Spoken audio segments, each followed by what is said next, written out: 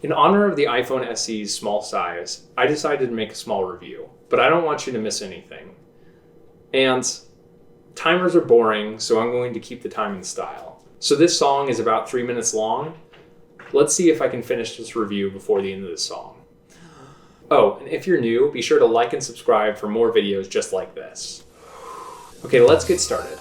The iPhone SE 2020 has the same design as the iPhone 8 before it, and 7 and 6S. It's a familiar design, and chances are, if you've seen an iPhone in the last 10 years, you'll be familiar with this design.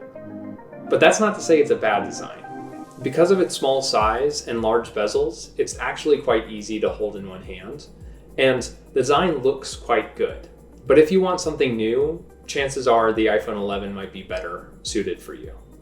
The iPhone SE has an incredibly good camera, and it will take fantastic pictures in most situations.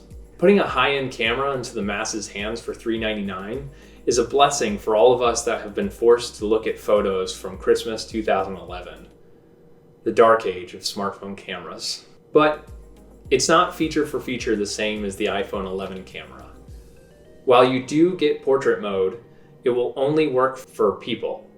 It won't work for your food, or landmarks, or pets.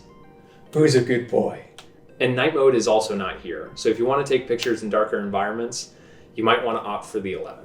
The iPhone SE has the same horsepower that drives the iPhone 11 and 11 Pro released last year, which means it is super fast.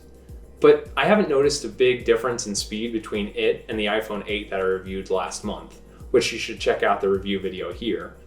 But the good news is, this will feel just as fast in 2024 as it does now.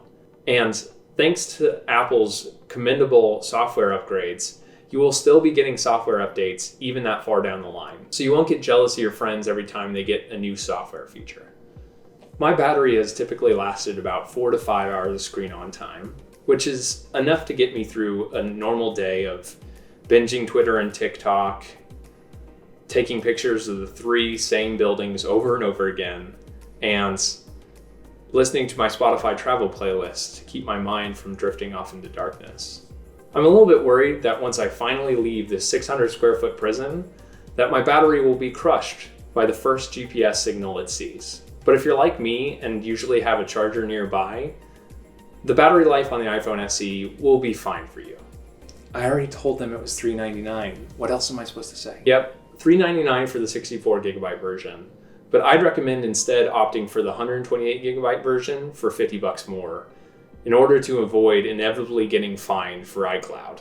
$399 is the cheapest that you can pay Apple for an iPhone right now. But keep in mind that you can also find great deals all over the internet for iPhones and Android phones. There's a lot of good deals for under $500, so be sure to subscribe and catch our next Price It Now stream where we find the best deals on smartphones online. Some people like to stick with what they know, and I understand that. The iPhone SE is a known quantity, which will be a risk-free upgrade from the iPhone 6 to the iPhone 8. If you still own one of those phones, you can now rest easily knowing that you have 5 more years of software support with the iPhone SE. And I understand the value argument. $399 is a great price for a phone that will last until I have more gray hairs than I'm comfortable with. But if you are one of the millions of people who have moved on to the brave new world of bezel-less displays, Face ID, and more cameras than one knows what to do with, then the iPhone SE is not the right phone for you. Oh, would you look at that? I still have time to spare. With that time, I'm going to say, thanks for watching, and be sure to like and subscribe. I'll catch you in the next one.